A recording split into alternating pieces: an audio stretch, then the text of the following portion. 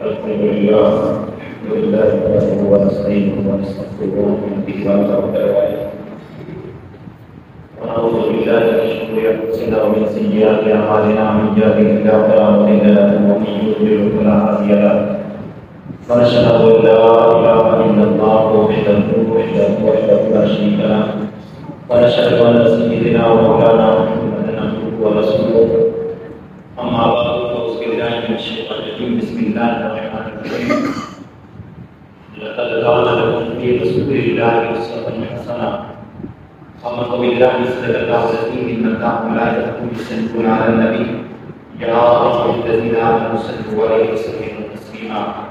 اللهم صل على سيدنا مولانا محمد وعلى ال سيدنا مولانا محمد وبارك وسلم الصلاة والسلام عليك يا سيدي يا رسول الله الصلاة والسلام عليك يا سيدي يا نبي الله وعلى آلك وأصحابك يا سيدي يا رحمة للعالمين ولقد ولا بكماله كشف الدجى بجماله حسن الجميع بصاره سجد ولله اللہ کریم کی بھی مدد و ثنا درود حضرت نبی پاک احمد مصطفیٰ محمد مصطفیٰ صلی اللہ علیہ وسلم کی بات محترم دوستوں عزت کی بات کرتا ہے رب العالمین ہمارا آنا پیش کرنے کا فرمائی اور اس کو کل روزے کیا اللہ رب العزت ہمارے لیے ذریعہ ہو جاتا ہے قرآن کریم فرقان حمید میں سے مشہور آیت کریمہ اللہ رب العزت نے ارشاد فرمایا لقد کان لکم فی رسول اللہ اسوۃ حسنہ تاکہ محبوب کی زندگی تمہارے لیے بہترین نمونہ ہے تو آپ عورت جب آسان سا عورت کو جب رہا ہو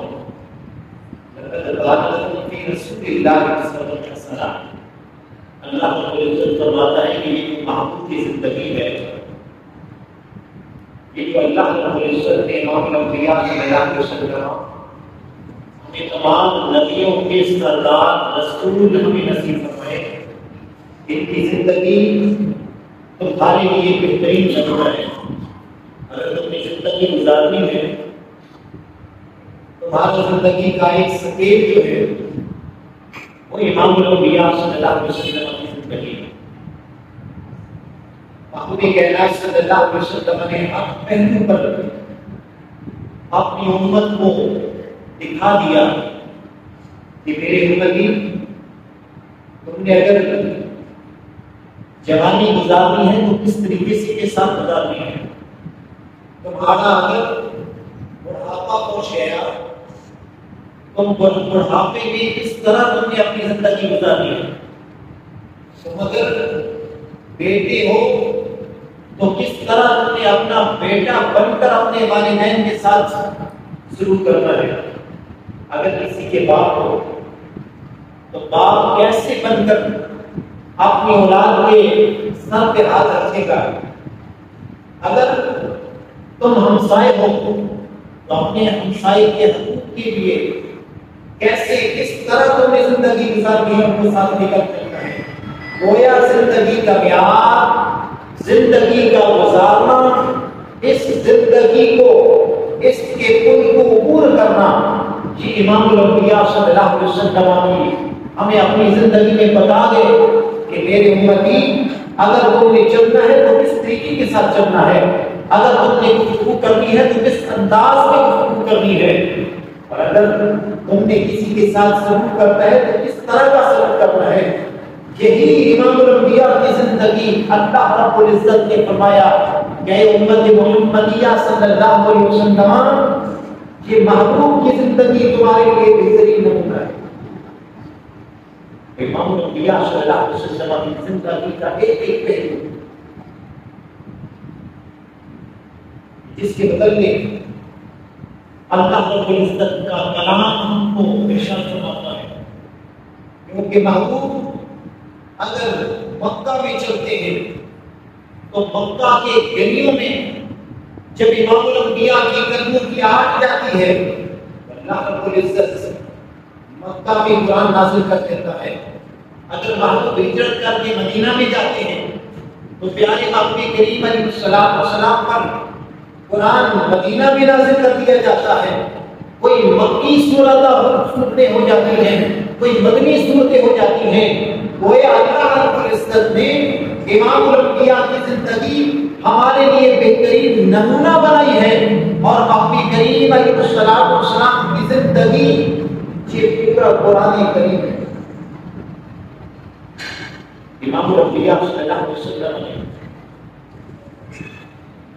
جب آپ کے آقا احیاء میں تھے تو نبی کریم علیہ السلام نے فرمایا تھا کہ لوگوں، میں تم میں قرآن چھوڑ کر جا رہا ہوں، اپنی اہل بیت چھوڑ کر جا رہا ہوں، اپنے صحابہ کو چھوڑ کر جا رہا ہوں، تم ان سے رہنمائی حاصل کرنا، اگر کوئی مسئلہ درپیش آئے قرآن سے ڈھونڈ لینا، اگر نہ ملے تو میری حدیث سے ڈھونڈ لینا، نہ ملے تو میرے صحابہ کی زندگیوں کو دیکھ لینا، اگر نہ ملے اپنے علماء کے ساتھ اس کو شیئر کر لینا۔ یہی وہ زندگی ہے کہ جو دنیا کی بھی کامیابی کی ضمانت دیتی ہے اور آخرت کے اندر بھی زندگی کی جو آپ کی کامیابی کی ضمانت دیتی ہے۔ رسول کریم علیہ السلام کی زندگی کیا تھی؟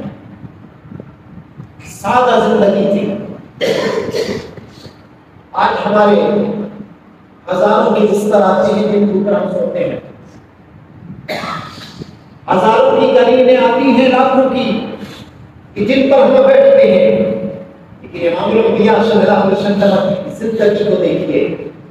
محبوب کریم علیہ السلام کا بستر کیا تھا؟ پیارے محبوب کریم علیہ السلام کو بیٹھنے کے لیے ایک جگہ کیا تھی؟ امام الانبیاء صلی اللہ علیہ وسلم آپ کے پاس ایک کھجور کی چٹائی تھی کہ جس کے اوپر آپ بیٹھا کرتے تھے، آرام فرمایا کرتے تھے۔ کھجور کے پتے، وہ مٹی، زمین کی مٹی کہ جس پر امام الانبیاء صلی اللہ علیہ وسلم بیٹھا کرتے تھے۔ لیکن وہ زمانہ کہ جس زمانے کے اندر امام الانبیاء صلی اللہ علیہ وسلم تشریف لائے، زمانہ جاہلیت تھا۔ لوگ نہ بڑوں کا احترام کیا کرتے،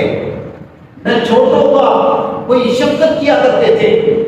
بلکہ ایک مسئلے میں اگر لڑائی ہوتی تو صدیوں یہ لڑائی لڑا کرتی تھی۔ امام الانبیاء صلی اللہ علیہ وسلم تشریف لائے، تمام جاہلیت کو ختم کر ڈالا، بڑوں کا ادب سکھایا کہ بڑوں کا ادب کیسے کرنا ہے، چھوٹوں پر شفقت کر کے دکھائی کہ جو تمہاری عمر سے چھوٹے ہوں تو ان کے سر پر ہاتھ کیسے رکھنا ہے، ہمسایوں کے ساتھ سلوک کر کے بتایا کہ تم پر ہمسائی کے حقوق بھی ہیں، غریبوں کے سر پر ہاتھ رکھ کر امام الانبیاء صلی اللہ علیہ وسلم نے اپنی گود میں لے کر بتایا تھا کہ میرے امتیوں، اگر کوئی غریب آ جائے، یتیم ہو، مسکین ہو، تو اس کے ساتھ سلوک کیسا کرنا ہے۔ امام الانبیاء صلی اللہ علیہ وسلم کے پاس حضرت خدیجہ کبریٰ رضی اللہ تعالیٰ عنہا سے جب نکاح کیا، اس کے بعد حضرت زید بن حارثہ ملے اور یہ بکتے بکاتے یہاں تک آپ پہنچے تھے۔ آپ ان کے جو والد تھے اپنے بیٹے کو ڈھونڈتے رہے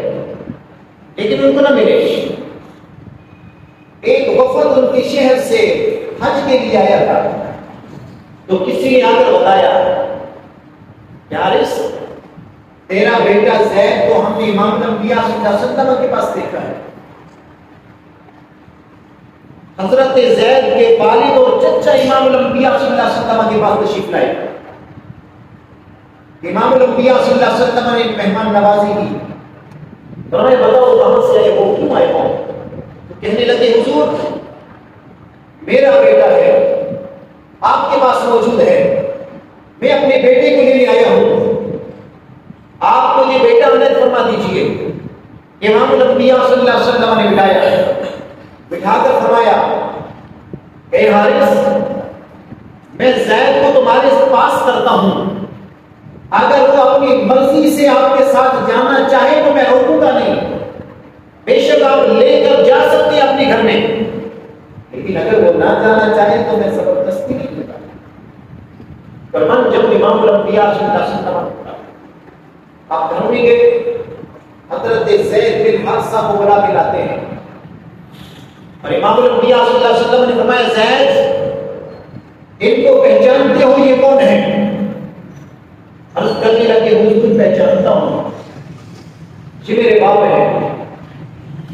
اور ان کی چچا کی طرف اشارہ کر کے فرمایا کہ زید ان کو پہچانتے ہو کون ہو؟ یہ کون ہے؟ تو زید عرض کرنے لگے حضور پہچانتا ہوں یہ میرے چچا ہیں. امام الانبیاء صلی اللہ علیہ وسلم نے فرمایا کہ زید آج میں تمہیں کھلی بات کہتا ہوں کہ اگر تم جانا چاہتے ہو اپنے چچا اور والد کے ساتھ اپنے گھر میں چلے جاؤ، اگر نہیں یہاں پہ رہنا چاہتے ہو تو یہیں پہ رہ جاؤ، تم اجازت ہے.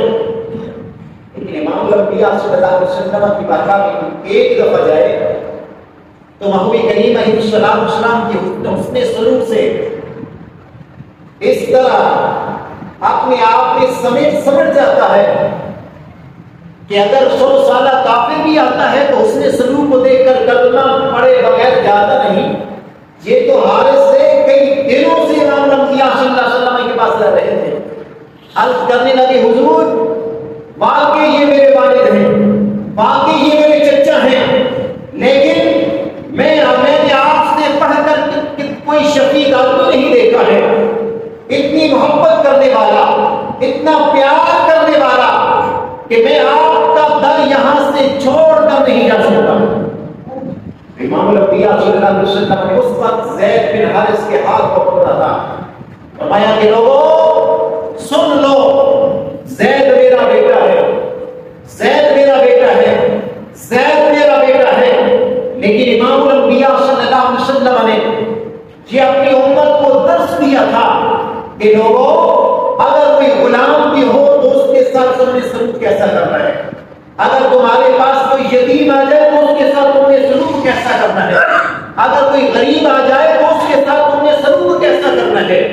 تو یہ تمام کی تمام زندگی کے معاملات امام الانبیاء صلی اللہ علیہ وسلم نے ہمیں بتائے ہیں. اسی لیے اللہ رب العزت نے فرمایا لقد کان لکم فی رسول اللہ اسوۃ حسنہ کہ لوگوں امام الانبیاء صلی اللہ علیہ وسلم کی زندگی تمہارے لیے بہترین نمونہ ہے. آج تم انگریزوں کی زندگی کی کاپی کرتے ہو، آج تم اس کو اپنا رول ماڈل سمجھتے ہو، لیکن جس امام الانبیاء صلی اللہ علیہ وسلم نے یہ تمہیں زندگی کے درجات دیے ہیں، زندگی کے معاملات دیے ہیں، زندگی گزارنے کے طریقے دیے ہیں کہ جنہوں نے مسلمانوں نے بدقسمتی سے نہیں اپنائے لیکن ان لوگوں نے اپنا لیے ہیں جو دیار غیر میں رہتے ہیں. اب ان کو دیکھ کر ان کی زندگی کی کاپی کرنے کی ہم کوشش کرتے ہیں، لیکن ہم نے اپنا اصل جو تھا، جو اصل ہمارا مرکز تھا، جو اصل ہماری چیز تھی، اس کو ہم نے چھوڑ دی ہے. اصل میں کیا ہے؟ قرآن ہے، سنت ہے، امام الانبیاء صلی اللہ علیہ وسلم کی زندگی ہے. آج کا مسلمان بلکہ یہودی ہم سے سوال کرتے ہیں کہ مسلمانوں بتاؤ تمہارے صبح کی نمازوں میں کتنی تعداد ہوتی ہے، جمعہ کی نمازوں میں نمازیوں کی تعداد کتنی ہوتی ہے؟ تو بتایا جاتا ہے کہ صبح میں 1 صف ہو جاتی ہے، 2 صف ہو جاتی ہے، 3 صفیں ہو جاتی ہیں، لیکن جمعہ میں اس سے ڈبل ٹرپل ہو جاتی ہے. وہ خاموش ہو جاتے ہیں. جب پوچھا گیا، ان سے سوال کیا گیا کہ یہودیوں تمہیں کیا لگے ہماری ان نمازیوں کی صفوں سے؟ تو کہنے لگے کہ ہم نے اپنی کتابوں میں پڑھا ہے کہ قیامت کے نزدیک جب نمازیوں کی جمعہ کی نمازیوں کی تعداد صبح کی نمازیوں کی تعداد سے دونوں برابر ہو جائے گی تو دنیا سے یہودیت ختم ہو جائے گی. لیکن آج ہم سنتے ہیں کہ جمعہ میں نمازیوں کی تعداد زیادہ ہوتی ہے، صبح میں نمازیوں کی تعداد کم ہوتی ہے، تو ہم سمجھ جاتے ہیں کہ ابھی یہودیت جو ہے وہ زمین پر واضح وجود میں ہے، اس کا وجود موجود ہے. تو ضرورت اس بات کی ہے کہ ہم اپنے معاملات کو دیکھیں، اپنی زندگی کے معاملات کو دیکھیں، اپنی زندگی کو دیکھیں. کیا جس طرح ہمارے محبوب نے ہمیں فرمایا تھا، ہمارے محبوب نے اپنی زندگی بسر کر کے ہمیں قدم قدم پر امت کو درس دیا تھا، کیا ہماری زندگی کے قیام کے طریقے پہ چل رہی ہے؟ ہم اس زندگی کو اپنا رہے ہیں؟ قطعاً نہیں. ہم بات کرتے ہیں تو جھوٹ بولتے ہیں، ہماری نظریں اٹھتی ہیں تو گندگی کی طرف اٹھتی ہیں، ہمارے کانوں میں جہاں قرآن کریم کی آواز آتی تھی وہاں کچھ اور آوازیں سنائی دیتی ہیں.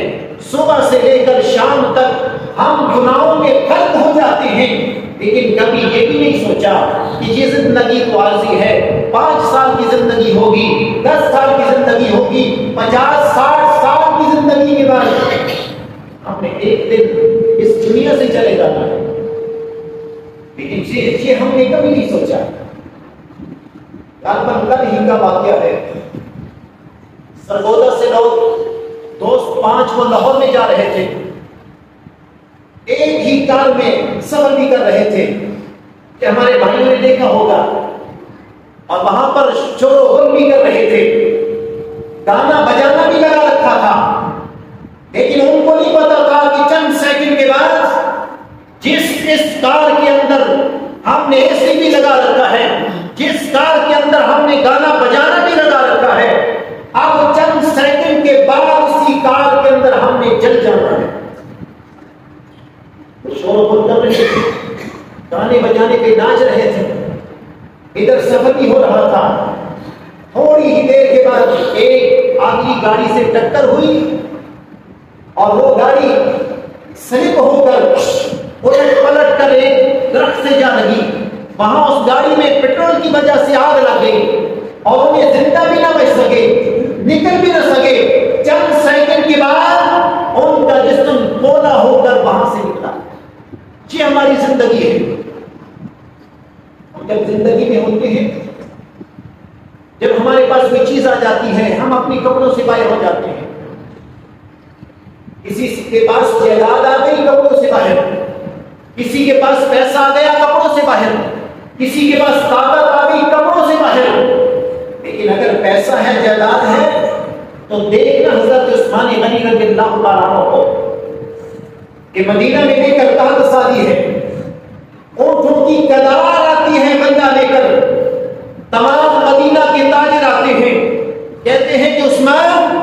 ہمیں دے دو، ہم 2 گنا تمہیں منافع دیتے ہیں، 4 گنا منافع دیتے ہیں، 6 گنا منافع دیتے ہیں.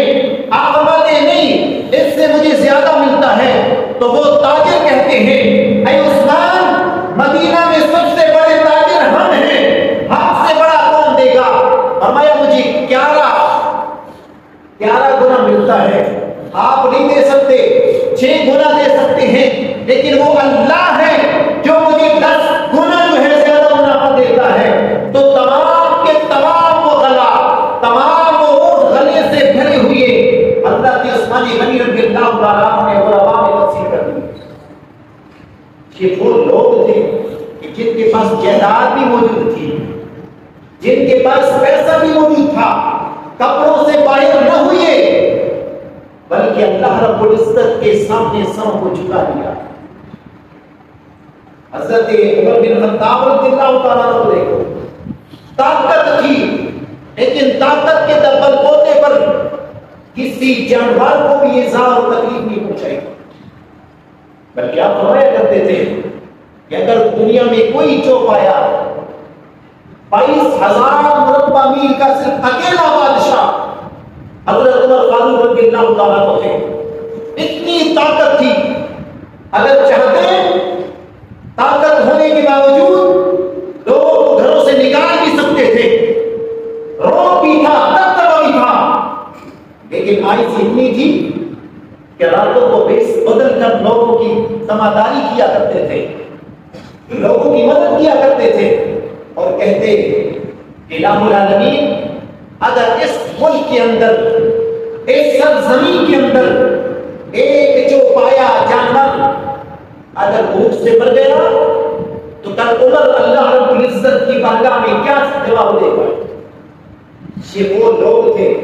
جن کے پاس طاقت بھی موجود تھی، جن کے پاس پیسہ بھی موجود تھا، لیکن ہر حال میں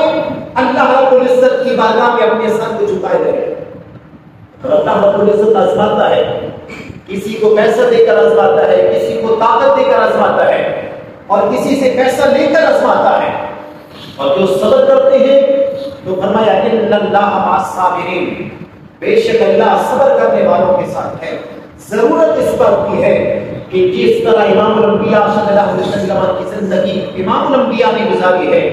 امام الانبیاء صلی اللہ علیہ وسلم کی زندگی ہمارے لیے بہترین نمونہ ہے۔ لقد كان لكم في رسول الله اسوة حسنة، امام الانبیاء صلی اللہ علیہ وسلم کی زندگی تمہارے لیے بہترین نمونہ ہے۔ پیارے نبی کریم علیہ السلام نے جس طرح اپنی سادہ زندگی گزار کر اپنی امتیوں کو پیغام دیا تھا کہ لوگوں تم نے کلام کرنا ہے تو کس طرح کلام کرنا ہے، تم نے چلنا ہے تو کس طرح چلنا ہے، تم نے نگاہوں کو دیکھنا ہے، اپنی نظروں سے دیکھنا ہے تو کس طرح دیکھنا ہے، اگر تم نے اپنے لوگوں کے ساتھ کاروبار کرنا ہے تو کس طرح کاروبار کرنا ہے۔ آج ہمارا کاروبار بھی عجیب طریقے سے ہوتا ہے، اوپر کی اچھی چیزیں ہوتی ہیں، نیچے جو ہے وہ سارا کا سارا اوپر اس کو دیکھنا بھی نصیب نہیں ہوتا۔ اسی وجہ سے ہماری روزی میں برکتیں اٹھ گئی۔ ضرورت اس بات کی ہے لقد كان لكم في رسول الله اسوة حسنة، کوئی تاجر ہے تو امام الانبیاء صلی اللہ علیہ وسلم کی زندگی اس کے لیے بہترین نمونہ ہے، اگر کوئی استاد ہے تو امام الانبیاء صلی اللہ علیہ وسلم کی زندگی اس کے لیے بہترین نمونہ ہے، کوئی طاقتور ہے، کوئی زمیندار ہے، اگر کسی کے پاس پیسہ موجود ہے تو امام الانبیاء صلی اللہ علیہ وسلم کی زندگی اس کے لیے بہترین نمونہ ہے۔ ضرورت اس بات کی ہے کہ زندگی گزارنے کے لیے امام الانبیاء صلی اللہ علیہ وسلم کے گھر پہ آنا ہوگا، محبوب کریم علیہ السلام کی زندگی کی کاپی کرنی ہوگی۔ دعا کریں کہ الہ العالمین ہم اس پہ عمل کرنے کی توفیق عطا فرمائے۔ جس طرح کہ آپ کو معلوم ہے کہ اگائے بغائے ہم اعلان کرتے رہتے ہیں، آپ بھی کہیں گے کہ ہم دوسرے جمعہ پہ استاد صاحب کھڑے ہو جاتے ہیں تو ہماری یہ مسجد کی کام کر رہا ہے، تو آپ لوگوں کی تعاون کی وجہ سے سارے کام ہوتے ہیں، تو ضرور اس کی حصہ داری اللہ کو کی توفیق عطا فرمائے۔